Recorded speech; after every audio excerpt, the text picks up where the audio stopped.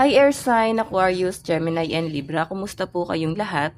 Okay, so Air Sign, maraming salamat po sa walang sawang pagsubaybay sa ating pong daily horoscope. And kung ikaw ay bago pa lang sa ating channel, mag-subscribe na po kayo and i-click mo na rin yung ating notification bell para lagi kang updated sa ating mga bagong upload. Okay, so Air Sign, tignan po natin ano ba yung focus ng energy mo ngayon.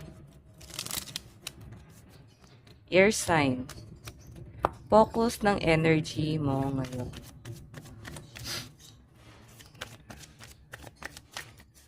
So guys, meron tayong indulgence, interaction, joy, friendliness. So siguro meron kang iniisip dito na parang magsama-sama kayo magkakaibigan. Okay, parang tara mag-get together tayo, ganyan.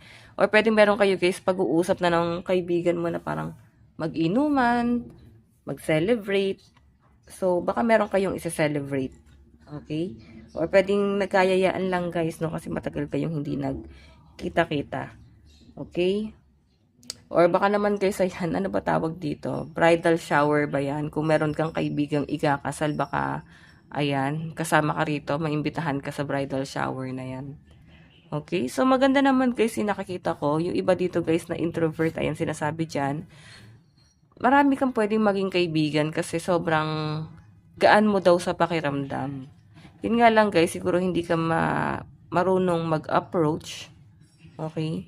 So, meron naman daw guys magandang ibubunga. Parang ituring mong kapatid, kamag-anak yung mga kaibigan, no?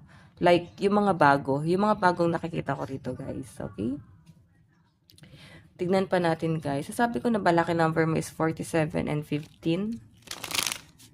Tignan pa natin.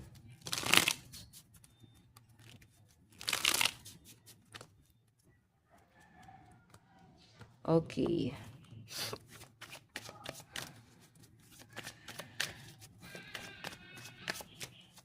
Meron tayong Queen of Wands.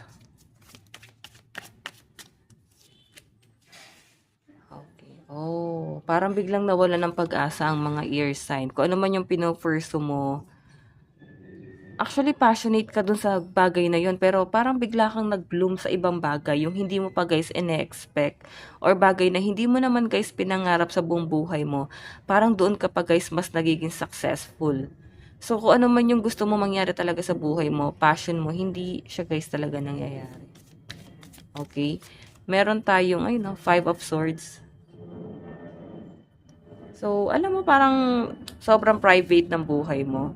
Nandun ka sa point na hindi ka masyadong nagiging open. And nandun ka rin sa point na parang ang liit ng tingin sa'yo ng mga tao kasi hindi nila alam kung ano yung nangyayari sa'yo.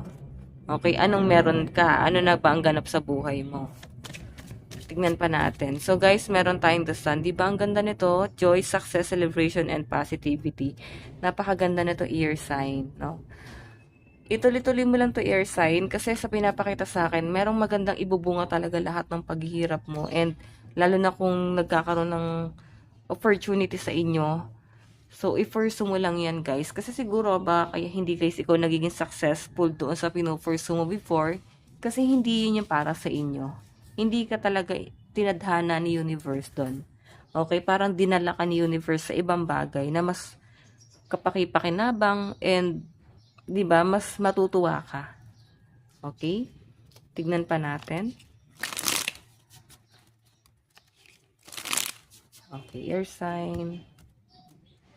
Air sign, air sign.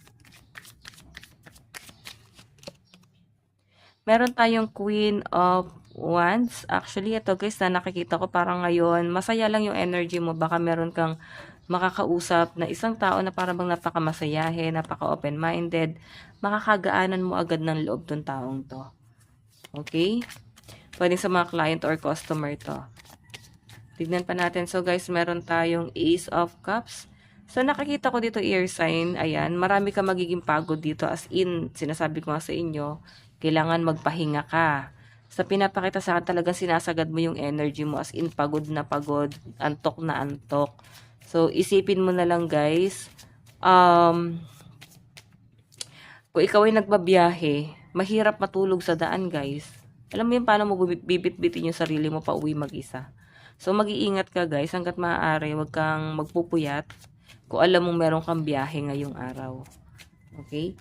Meron tayong 3 of Cups celebration pa rin to guys. May nakikita ko guys, pwedeng ito, baka meron kang pupuntahang party, birthday, basta celebration. So, sa pinapakita sa akin dito, baka makainggitan ka pa. Pwedeng event to. Baka meron kang inaayos na event. Okay? Baka makainggitan ka. So, guys, meron tayong Hierophant. The High Priest pala, sorry. The High Priestess. So, nakikita ko, guys, meron kang nilulook out. Alam mo, parang next in line. Ganun yun nasa sense ko. Meron kang tinitignan dito na parang feeling mo, merong magandang mangyayari doon. Okay, magiging successful ka dun sa bagay na yun. And nag-yes naman yung card kasi dasan yan eh. Joy, success, celebration, positivity. Yun nga lang guys, pwedeng pinag-aaralan mo pa. Hindi kayong parang magpapadalos-dalos dito sa bagay na to. So, parang aaralin mo muna talaga to. Okay? Tignan pa natin ano naman ang advice ni air sign. Meron tayong open up to change. So, guys, ang sinasabi rito, parang kailangan nyo dito, air sign.